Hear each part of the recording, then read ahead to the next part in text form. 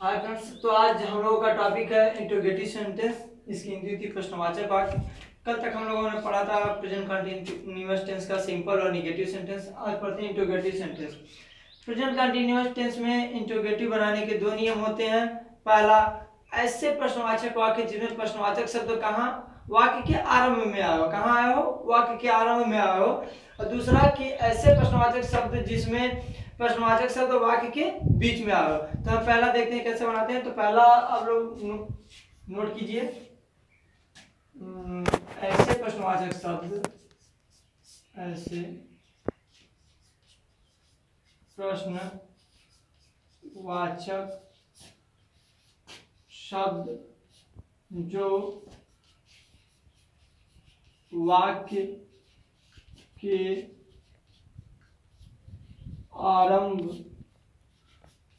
में आए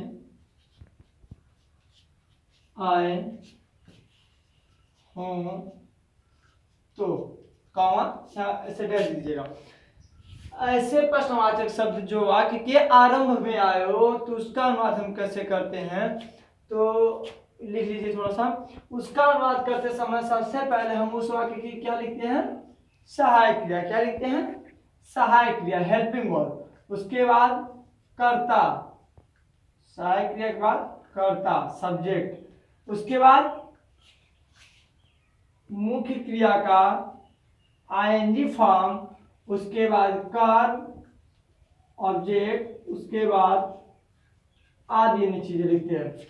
ऐसे प्रश्नवाचक शब्द जो वाक्य के आरंभ में आया हो तो ऐसे वाक्यों का अनुवाद करते समय सबसे पहले हम उस वाक्य की सहायक क्रिया, उसके बाद कर्ता, उसके बाद मुख्य क्रिया का आईएनजी फॉर्म, उसके बाद कर्म, उसके बाद आदि अन्य चीजें लिखते हैं। जैसे फॉर एग्जाम्पल, क्या राम आम खा रहा है। क्या राम आम खा रहा है। तो इसमें देखिए कि हमसे पूछा जा रहा है ना कि राम आम खा रहा है या नहीं खा रहा है। इसमें क्वेश्चन किया जा रहा है तो हमारा कौन सा टेंस हो जाएगा, इंट्रोगेटिव सेंटेंस। कौन सा सेंटेंस हो जाएगा, इंट्रोगेटिव सेंटेंस। तो अब इसमें देखिए हमारे जिससे प्रश्न पूछा जाता है, प्रश्नवाचक शब्द होते हैं, वो कहाँ आया है, वाक्य के आरंभ में आया है। तो हमारा कौन सा है, पहला रूल हो गया कि ऐसे प्रश्नवाचक शब्द यहाँ वाक्य के आरंभ में आ गया है। तो इसका मतलब हम कैसे करेंगे, सबसे पहले क्या लिखेंगे, सहायक क्रिया। तो इसमें सहायक क्रिया कौन सी लगेगी, कर्ता एक वचन है, बहुवचन एक वचन है, कौन सी सहायक क्रिया लगेगी, इज। उसके बाद कर्ता, कर्ता क्या है, वेरी गुड, राम। उसके बाद राम क्या कर रहा है, खा रहा है। ईट मिस होता है खाना, तो उसमें एनजी, ईटिंग, क्या आ रहा है, मैंगो। यहाँ पे question mark, is Ram eating mango. क्या राम आम खा रहा है। इसका ट्रांसलेशन हम करेंगे तो सबसे पहले सहायक क्रिया लिख दिए, उसके बाद कर्ता, उसके बाद मुख्य क्रिया में आईएनजी लगा दिए, उसके बाद कर्म लिख दिए। ठीक, क्लियर है। अब आप लोग इसको नोट कर लीजिए।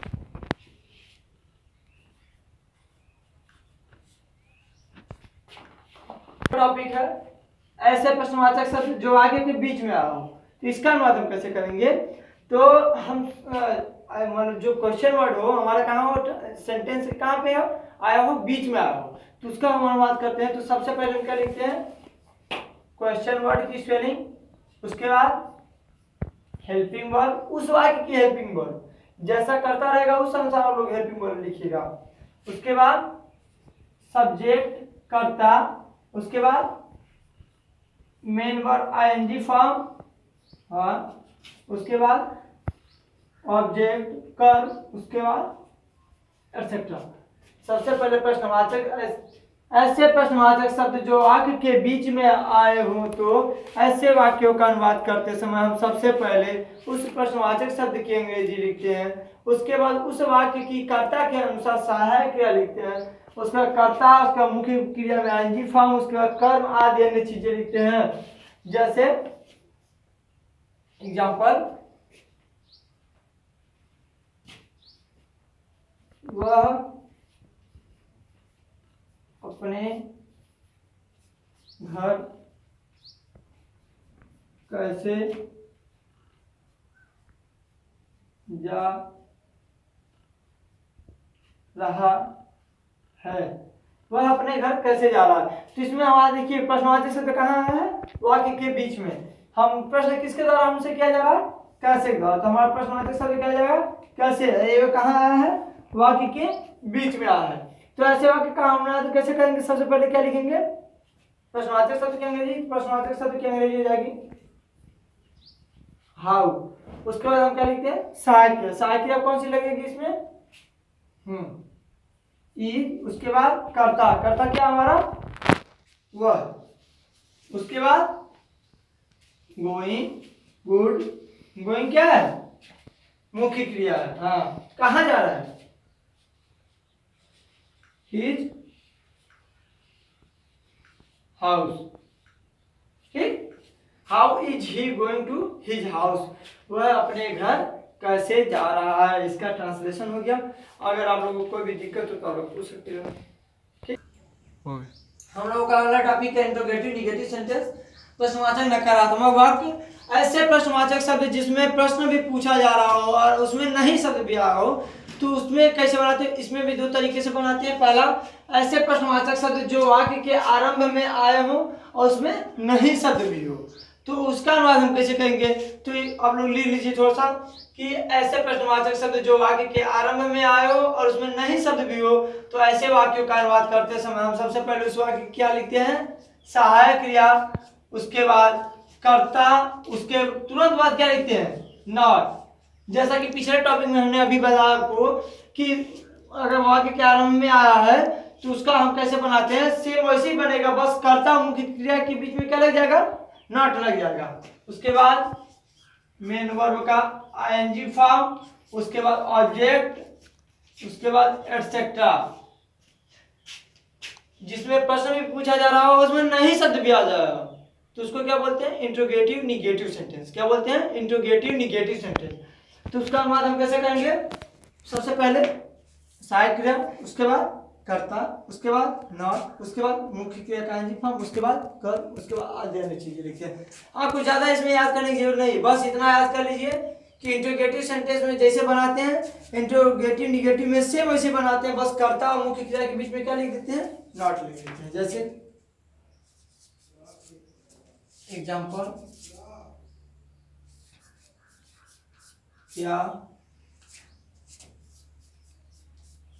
सोहन गणित नहीं पढ़ रहा है। इसमें देखिए हमारा क्या है, इंट्रोगेटिव सेंटेंस मतलब प्रश्नवाचक शब्द वाक्य के आरंभ में भी आया और नहीं शब्द भी आया है। तो हमारा कौन सा टेंस हो जाएगा, टेंस हो जाएगा। तो हमारा कौन सा सेंटेंस हो जाएगा, इंट्रोगेटिव निगेटिव सेंटेंस। चलो बैठो, कौन सा सेंटेंस हो जाएगा, इंट्रोगेटिव निगेटिव सेंटेंस। इसका अनुवाद कैसे करेंगे, सबसे पहले हम सहायक क्रिया, सहायक क्रिया कौन सी लगेगी, इज। उसके बाद कर्ता, कर्ता कौन सा हमारा, पढ़ने काम कौन नहीं कर रहा है, सोहन, सोहन। अब उसके बाद क्या लिखेंगे हम, तुरंत नॉट। उसके बाद मुख्य क्रिया क्या है हमारे, सोहन क्या नहीं कर रहा है, रीडिंग मैथ। ठीक, समझ आ गया। एक बार और देख लीजिए, सबसे पहले सहायक क्रिया लिखेंगे, फिर कर्ता, फिर नॉट, फिर मुख्य क्रिया का आईएनजी फॉर्म, फिर कर्म। ठीक, सहायक क्रिया हम किसके अनुसार लगाते हैं, कर्ता के अनुसार। कर्ता कौन हमारा, सोहन, क्योंकि पढ़ने का काम कौन नहीं कर रहा, सोहन। ठीक ना, क्लियर है, नोट कर लो। दूसरा हम लोगों का है ऐसे प्रश्नवाचक शब्द जो वाक्य के बीच में आ हो और उसमें भी नहीं शब्द आ, तो कैसे करते हैं। हमने अभी अभी आपको बताया कि जैसे हम इसको बनाते हैं इंट्रोगेटिव को, सेम इंट्रोगेटिव निगेटिव भी वैसे बनाते हैं। बस क्या करते हैं, कर्ता और मुख्य क्रिया के बीच में क्या लगा देते हैं, नॉट लगा देते हैं। बस अब इसको नोट कर लीजिए, एकदम सीधा है। सबसे पहले प्रश्नवाचक शब्द की अंग्रेजी, फिर सहायक क्रिया, फिर कर्ता, फिर नॉट, फिर मुख्य क्रिया का आईएनजी फॉर्म, फिर कर्म, इसका आदि अन्य चीजें लिखते हैं। ठीक ना, एग्जांपल एक लिख लीजिए, उसके बाद आप लोग 2-3 ट्रांसलेशन बोल देंगे, आप लोग लगाइएगा। और जहां ना समझ में आएगा आप लोग प्लीज कमेंट करके पूछ लिया करो, कॉल कर लिया करो भाई, व्हाट्सअप कर दिया करो, कुछ भी। आप लोगों की इतनी छूट दे दिया हूँ कि आप लोग कॉल भी करो, व्हाट्सएप भी करो, कुछ भी करो, बस जहाँ समझ में ना आए पूछ लिया करो। और आप लोग शेयर नहीं करते हो वीडियो तो भाई कम से कम शेयर भी कर दिया करो, अपना ही भला नहीं दूसरे का भी भला सोचा करो। ये 5-6 वीडियो बन चुका, केवल 7-8 बच्चों का कॉल आता है या व्हाट्सएप पे मैसेज आता है, सर यहाँ से नहीं समझ में आया, और आप लोग ऐसे कर रहे हो। और बच्चों के पास भी पहुंचाओ ताकि सबको मिले, सबको सबका भला हो इस लॉकडाउन में कम से कम, ठीक ना। तो एग्जाम्पल देखते हैं, एग्जाम्पल लिखिए, अध्यापक जी बच्चों को क्यों नहीं पढ़ा रहे हैं। इसमें अब वहां देखिए कहाँ है, प्रश्नवाचक शब्द कहाँ है, वाक्य के बीच में भी है और नहीं शब्द भी है। तो इसका अनुवाद कैसे करेंगे, सबसे पहले प्रश्नवाचक शब्द की अंग्रेजी लिखेंगे। प्रश्नवाचक शब्द हमारा क्या है, क्यों। क्यों क्या है, स्पेलिंग वाई। उसके बाद अब बताओ करता क्या है, कर्ता हमारा क्या है, जो काम करता हो उसको क्या बोलते हैं, कर्ता। कर्ता क्या है, बच्चों को कौन नहीं पढ़ा रहा है, अध्यापक जी। तो हमारा कर्ता क्या हो गया, अध्यापक जी। तो अध्यापक जी एक वचन एक बहुवचन, एक वचन सहायक क्रिया इज, उसके बाद टीचर, गुरु जी मत लिख दीजिएगा, टीचर भी होता अध्यापक जी, ठीक। ये तो हम उनके शिष्टाचार में हम जी लगाते हैं, टीचर भी होता अध्यापक, ठीक ना। वाई इज टीचर, उसके बाद नॉट, रीड मीन्स नहीं, रीड मीन्स होता पढ़ना, टीच होता है, टीच मीन्स होता पढ़ना, टीचिंग द चिल्ड्रेन, ठीक। नोट कर लो, और जहां समझ में ना आए पूछो, देख लो। Why is teacher not teaching the children, अध्यापक जी बच्चों को क्यों नहीं पढ़ा रहे हैं, ठीक ना। समझ में आ गया। अब दो ठो लिख लो आप लोग, पहला लिखो,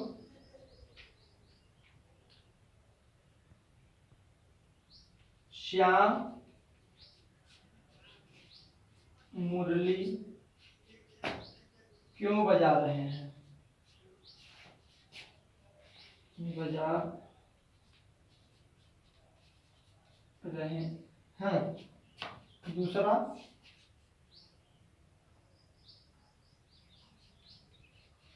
राधा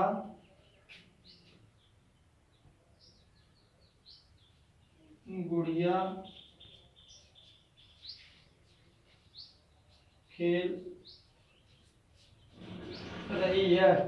इसका आप लोग बनाओगे कितना, 3 इंटरोगेटिव है, 2 है, उसके बाद इंटो 3 नहीं 2 बनाओगे, एक इंटरोगेटिव है, इसके बाद इंटरोगेटिव निगेटिव भी। इसका आप लोग बनाओगे 6, सिंपल दे रखा मैंने, इसका निगेटिव, 2 इंटरोगेटिव का और 2 इंटरोगेटिव निगेटिव का। बस आज के लिए इतना ही, फिर कल से नेक्स्ट हम लोगों का चैप्टर है प्रेजेंट परफेक्ट टेंस, उस पर हम लोग देखते हैं प्रेजेंट परफेक्ट टेंस में कैसा बनता है। और आप लोग वीडियो को ज़्यादा से ज़्यादा शेयर करें, लाइक करें, कमेंट करें, जो भी ना समझ में हो हमको कॉल करें नीचे दिए गए नंबर पे, या व्हाट्सअप करें, ठीक। Thank you.